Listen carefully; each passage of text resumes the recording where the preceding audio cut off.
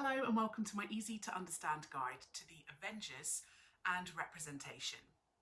This video is going to be particularly relevant for you if you are studying OCR GCSE Media Studies.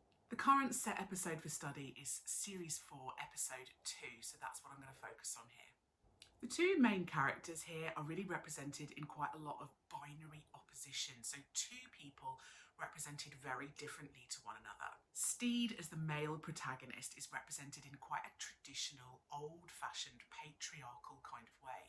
He wears a bowler hat, he carries a cane, his costume is quite traditional and nostalgic. It's very clear from this that he's quite upper class, and that includes the way that he speaks. He always refers to the female character as Mrs. Peel, never by her first name. It makes him seem very formal and respectful. The use of his costume and the use of low and high angles helps to contrast him to the working class gravedigger. Several times in the episode he references the fact that he fought in World War II, and that kind of shows that he's quite patriotic. He sees it as his duty to fight for his country. And obviously this representation of a very patriarchal, traditional man reflects the fact that this was made quite a long time ago in a society where gender roles were more stereotypical.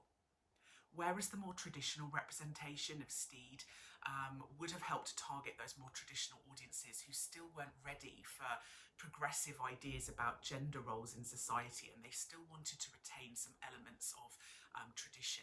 Men are represented in quite physically strong ways, doing lots of active roles in the narrative.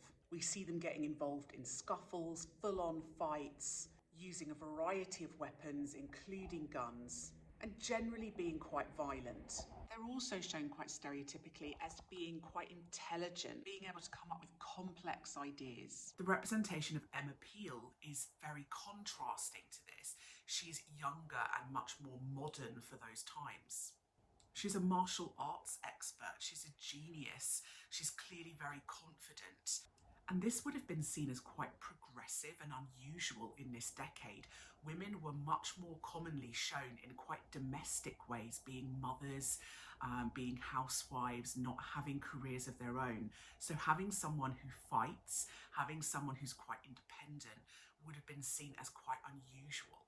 The slightly more independent, youthful, modern, progressive representation of Emma Peel would have really helped to target those younger, more progressive audiences, the women in the 60s who were perhaps starting to embrace ideas about feminism and who wanted a bit more independence outside of the home. Despite the fact that she's shown as quite modern, she is still quite sexualised. She wears quite revealing skin-tight clothing. Her catsuit was quite iconic. And this representation really does objectify her for a primarily male audience. And it represents the fact that this sexualisation of women was far more common in this time period. Although Emma Peel is quite independent, she does tend to follow Steed's instructions all the time. It reflects the fact that she's quite obedient.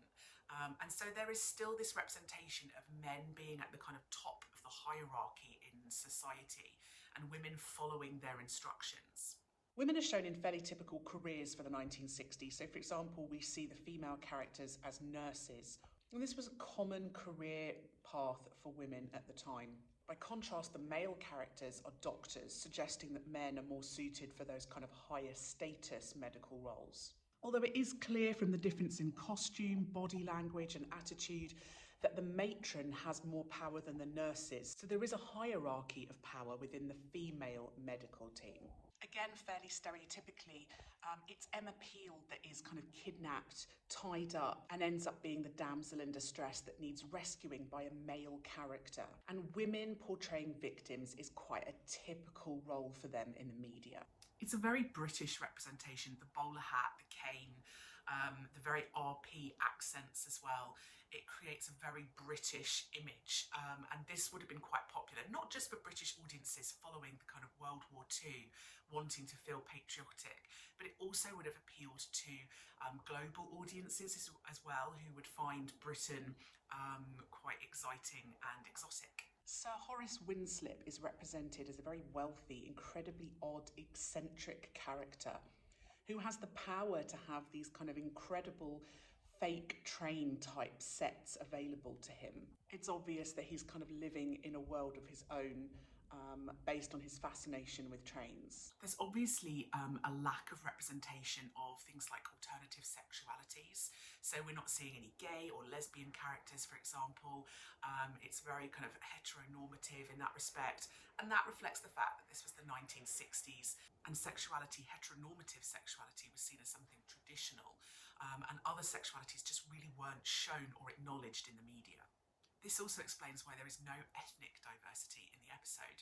Although the UK in the 1960s was becoming increasingly diverse, we were getting more immigration into the country, it still wasn't something that was being represented in the media really, and a lot of our media products were still very traditionally focused on white protagonists. The unnamed mysterious British intelligence agency that Steed and Peel appear to work for is represented as quite high-tech, futuristic and modern. This is done through the use of flashing lights, shots of radars, satellites and other high-tech style machinery. So that was my easy to understand guide to representation in the Avengers. Don't forget to subscribe to my channel for other videos that might be relevant for you. And if you've got any questions that you would like or any videos that I don't already have, leave a little comment below and I'll see what I can do.